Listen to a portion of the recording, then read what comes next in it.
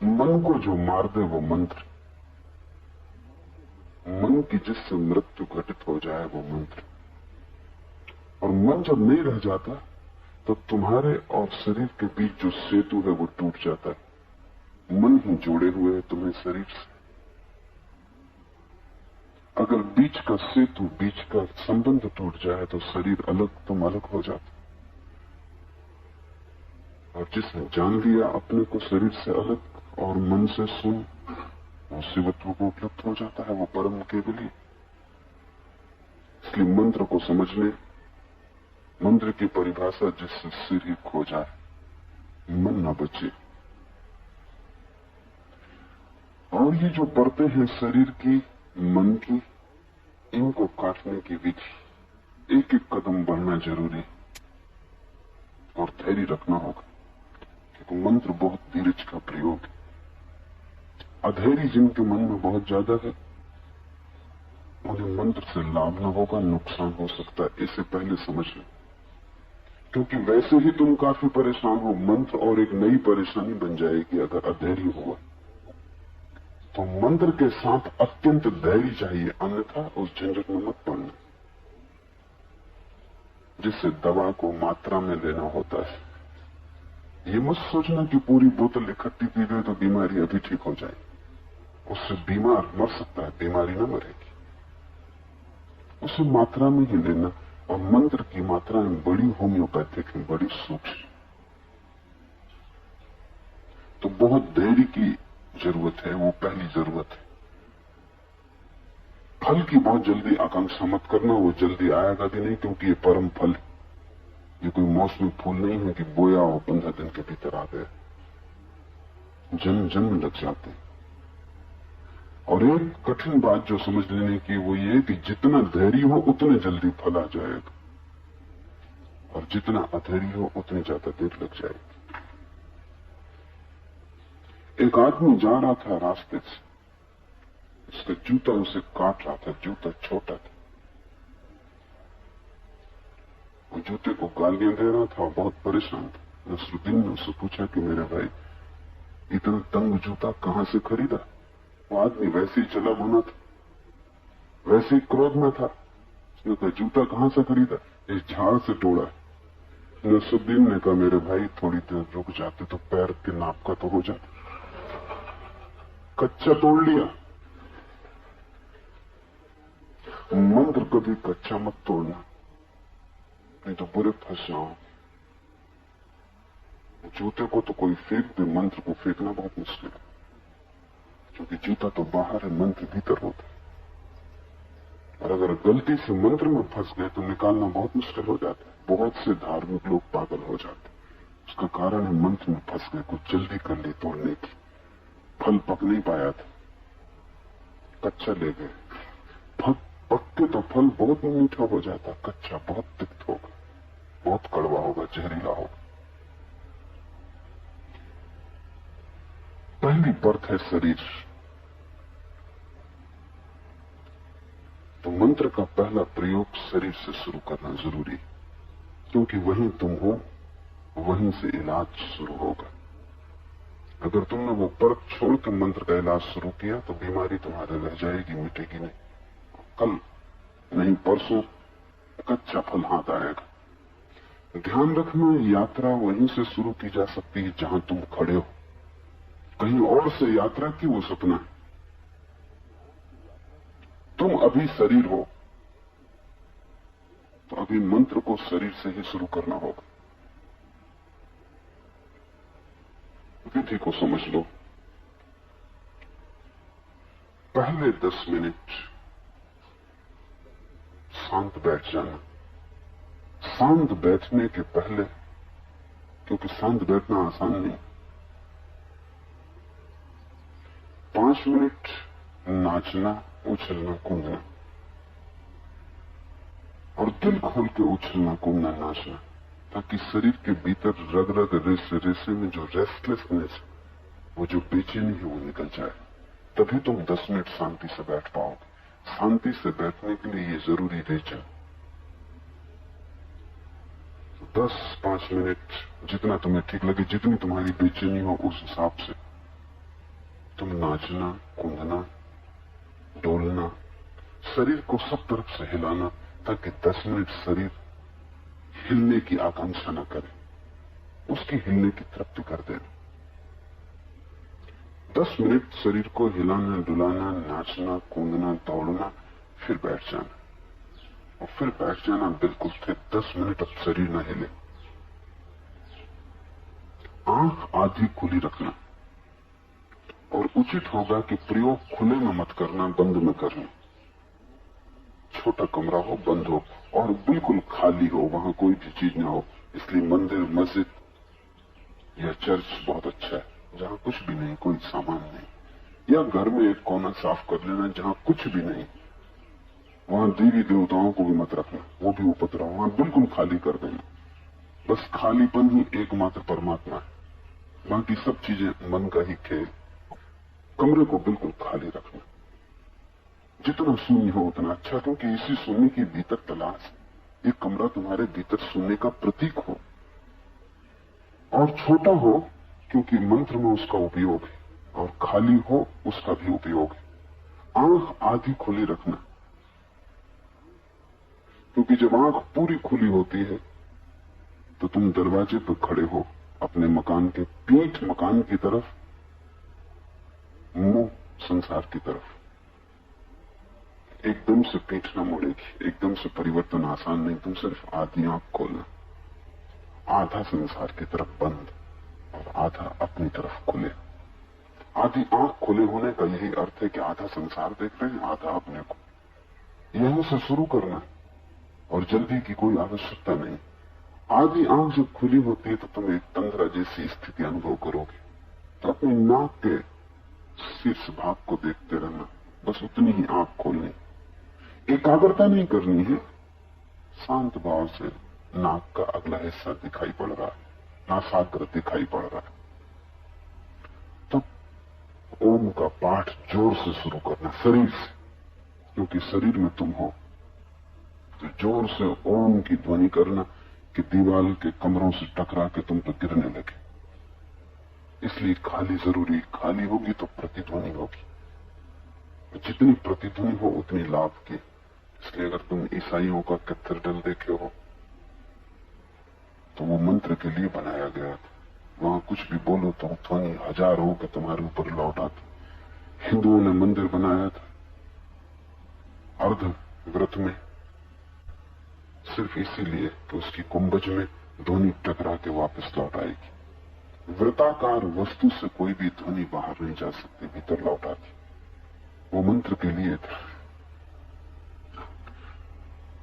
तो तुम बैठ जाना, जोर से ओंकार, ओम ओम, जितने जोर से कर सको, क्योंकि शरीर का उपयोग करना है। तुम्हारा पूरा शरीर निमज्जित हो जाए ओम में, ऐसा लगने लगे कि तुमने अपनी पूरी जीवन ऊर्जा ओम में लगा दी, कुछ बचाया नहीं। जैसे इसी पर जीवन मरण टिका है, इससे कम में मंत्र पूरा नहीं होता। ऐसे धीरे धीरे मुर्दे की तरह कहते रहो, आधे आधे, उससे हल न होगा। समग्र भाव से, जैसे कि इसी पर निर्भर है कि अगर तुमने पूरी तरह ओम कहा तो ही तुम बचोगे, अन्यथा मर जाओगे। दांव पर लगा देना, जैसे सिंहनाद होने लगे। आधी आंख खुली, आधी बंद, जोर से ओम का पाठ। और ध्यान रखना, जैसे कोई पत्थर फेंकता है शांत झील में, लहरें उठती हैं, चारों तरफ चली जाती। ऐसा जब तुम ओम कहोगे, तुमने एक पत्थर फेंका उस शांत शून्यता में कमरे की, चारों तरफ किरणें फैली, ध्वनि गई, टकराई, वापस लौटी। और तुम इतने जल्दी ओम कहना कि ओवरलैपिंग हो जाए, एक मंत्रोच्चार के ऊपर दूसरा मंत्रोच्चार हो जाए, ओम ओम ओम। दो ओम के बीच जगह मत छोड़ना, पसीना पसीना हो जाना, सारी ताकत लगा देना। थोड़े ही दिनों में तुम पाओगे कि पूरा कक्ष ओम से भर गया। तुम पाओगे कि पूरा कक्ष तुम्हें साथ दे रहा है, ध्वनि लौट रही। अगर तुम कोई गोल कक्ष खोज पाओ तो ज्यादा आसान होगा, अगर गुंबद वाला कक्ष खोज पाओ तो और भी आसान होगा। बिल्कुल कुछ भी न हो, ताकि ध्वनि पूरी तरह तुम पर बरसने लगे। तुम्हारा शरीर एक स्नान से गुजर जाएगा और तुम पाओगे कि ऐसी शीतलता जल के स्नान से कभी भी नहीं मिलती। चारों तरफ से ओंकार तुम पर बरसने लगेगा, लौटने लगेगा। तुम्हारी ध्वनि वर्तुलाकार हो जाएगी।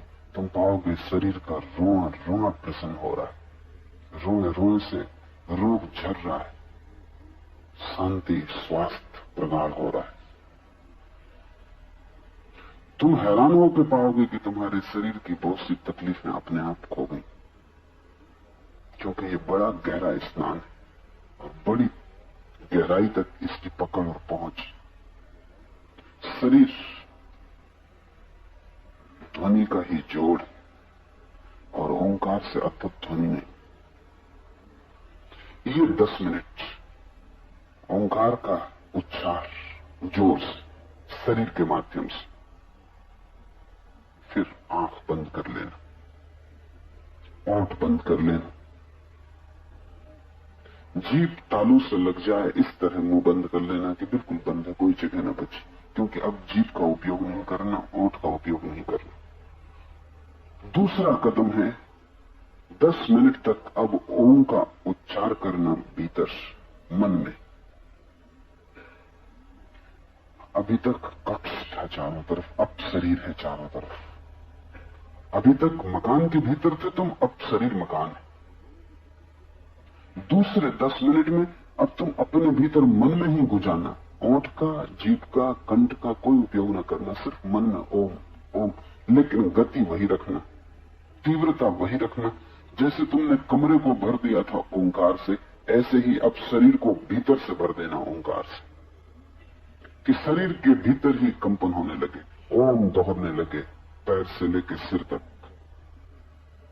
और इतनी तेजी से ये ओम करना है जितनी तेजी से तुम कर सको, और 2 ओम के बीच जरा भी जगह मत छोड़ना, क्योंकि मन का एक नियम है कि वो एक साथ 2 विचार नहीं कर सकता। एक साथ 2 विचार असंभव है। अगर तुमने ओम इतने जोर से गुंजाया कि 2 ओम के बीच में जरा सी भी संधि न बची तो कोई विचार ना आ सकेगा। अगर जरा सी संधि बची तो विचार आ जाएगा, उसी संधि में से जगह बना लेगा। तो संधि मत छोड़ना, संधि शून्य उच्चार। इसकी भी फिक्र न करना कि एक ओम पर दूसरा चढ़ा जा रहा है, जैसे कभी मालगाड़ी टकरा जाती, एक डब्बे के ऊपर दूसरा डब्बा हो जाता। ऐसा तुम ओम को एक दूसरे के ऊपर हो जाने देना, जगह बीच में मत छोड़ना। और ध्यान रखना शरीर का उपयोग नहीं करना इसमें। आंख इसलिए बंद कर ली, शरीर स्थिर है, मन में ही गूंज करनी। शरीर से ही टकराकर गूंज मन पे वापस गिरेगी, जैसे कमरे से टकरा के स्वयं पर, शरीर पर गिर रही थी। उससे शरीर शुद्ध हुआ, इससे मन शुद्ध होगा। और जैसे जैसे गूंज गहन होने लगेगी तुम पाओगे कि मन विसर्जित होने लगा। एक गहन शांति जैसी तुमने कभी नहीं जानी, उसका स्वाद मिलना शुरू हो जाएगा। 10 मिनट तक तुम भीतर गुंजार करना। 10 मिनट के बाद गर्दन झुका लेना कि तुम्हारी दाढ़ी छाती को छूने लगे। 2-4 दिन तकलीफ भी मालूम होगी गर्दन में, उसकी फिक्र मत करना, वो चली जाएगी। तीसरे चरण में दाढ़ी छूने लगे, जैसे गर्दन कट गई, उसमें कोई जान न रही। और अब तुम मन में भी गुंजार मत करना ओम का, अब तुम सुनने की कोशिश करना। जैसे ओंकार हो ही रहा है, तुम सिर्फ सुनने वाले हो, करने वाले नहीं, क्योंकि मन के बाहर तभी जा सकोगे जब कर्ता छूट जाएगा। अब तुम साक्षी हो जाना। अब तुम गर्दन झुका के ये कोशिश करना कि भीतर ओंकार चल रहा है, मैं उसे सुनूं। गालिब का बहुत प्रसिद्ध वचन है, दिल के आईने में है तस्वीर यार, जब जरा गर्दन झुकाई देख ले। वो गर्दन झुकाना जरूरी। जैसे ही गर्दन झुकती है, दिल का आईना सामने आ जाता और उस परम प्रिय की तस्वीर वहां, प्रतिबिंब वहां है, लेकिन गर्दन झुकाना तुम्हें नहीं आता। तुम तो गर्दन अकड़ा के चलते हो। जहां गर्दन झुकाने की बात आई वहीं तुम और तन जाते हो। तुम अगर परमात्मा को खो रहे हो तो सिर्फ एक अकड़ से कि तुम गर्दन झुकाने को राजी नहीं, समर्पण की तुम्हारी तैयारी नहीं। ये तो प्रतीक है गर्दन को लटका देना जैसे कट गई, ताकि तुम झुक सको। और जैसे ही गर्दन झुकती भीतर देखना आसान हो जाता, जैसे ही गर्दन झुकती विचार मुश्किल हो जाते। अब तुम सुनने की कोशिश करना। अभी तक तुम मंत्र का उच्चार कर रहे थे, अब तुम मंत्र के साक्षी बनने की कोशिश करना, और तुम चकित होगे कि तुम पाओगे कि भीतर सूक्ष्म उच्चार चल रहा है। वो ओम जैसा है, ठीक ओम नहीं है, क्योंकि भाषा में उसे लाना कठिन, ठीक ओम जैसा है। तुम अगर शांति से सुनोगे तो अब तुम्हें सुनाई पड़ेगा। शरीर से तुम हट गए। पहले मंत्र के प्रयोग ने तुम्हें शरीर से काट दिया, दूसरे मंत्र के प्रयोग ने तुम्हें मन से काट दिया, अब तीसरा मंत्र का प्रयोग साक्षी भाव का है। तो 2 चरण तो तुम मंत्र करोगे, तीसरे चरण में तुम मंत्र को सुनोगे, श्रावक बनोगे, साक्षी बनोगे। 2 तक करता रहोगे क्योंकि शरीर और मन कर्तव्य का हिस्सा है, और तीसरा चरण साक्षी भाव का है। तो तीसरे चरण में तुम सिर्फ सुनना। शरीर कटा, मन कटा, तब तुम बच गए। प्याज के छिलके अलग हुए, अब सिर्फ शुद्ध अस्तित्व बचा, वही शिवत्व है। और एक बार इसका स्वाद आ जाए तो फिर तुम जल्दी जल्दी जाने लगोगे, फिर स्वाद ही खींचने लगेगा, फिर स्वाद एक मैग्नेट बन जाता है। मैं सदा जोर देता हूं कि प्रत्येक ध्यान के पहले रिचन जरूरी। रिचन तुम्हें सहयोगी होगा। 10 मिनट दौड़ लो, कूद लो, उछल लो, सारी ऊर्जा जो जम गई है उसे फेंक दो, फिर बैठ जाओ। जैसे तूफान के बाद शांति आ जाती, ऐसे रिचन के बाद शरीर हल्का हो जाता है, उसकी बेचैनी खो जाती। पर वो भूमिका है, वो कोई चरण नहीं। वो मकान के बाहर की सीढ़ी, मकान के भीतर असली यात्रा तो शुरू होती 10 मिनट ओंकार की ध्वनि शरीर से, 10 मिनट ओंकार की ध्वनि मन से, 10 मिनट ओंकार की ध्वनि तुम्हें नहीं करनी, वो अस्तित्व में हो ही रही है, तुम्हें सिर्फ सुननी। तुम ओम का प्रयोग करना। और इस भांति जैसा मैंने कहा, 3 महीने तुम चिंता मत करना कि क्या परिणाम आ रहे। तुम परिणाम की विचार ही मत करना, तुम सिर्फ किए जाना। तुम सोचना ही मत कुछ हो रहा है कि नहीं हो रहा, अभी तक हुआ कि नहीं। तुम 3 महीने तक सोचना ही मत। तुम एक तारीख तय कर लेना कि 3 महीने फला तारीख को लौट के सोचेंगे कुछ हुआ कि नहीं, तब तक नहीं सोचेंगे फल को। 3 महीने धैर्य से किया, बड़े मीठे रस से भर जाएंगे, जिसको कबीर ने गूंगे का गुड़ कहा है। और एक बार वो गुड़ स्वाद में आ जाए, फिर कोई कठिनाई नहीं। फिर तुम जहां हो ठीक हो, तुम जो कर रहे हो ठीक हो। फिर संसार स्वप्नवत हो जाता है। जीवन एक अभिनय से ज्यादा नहीं रह जाता, तुम साक्षी हो जाते। तुम्हारा साक्षी ही शिवत्व है।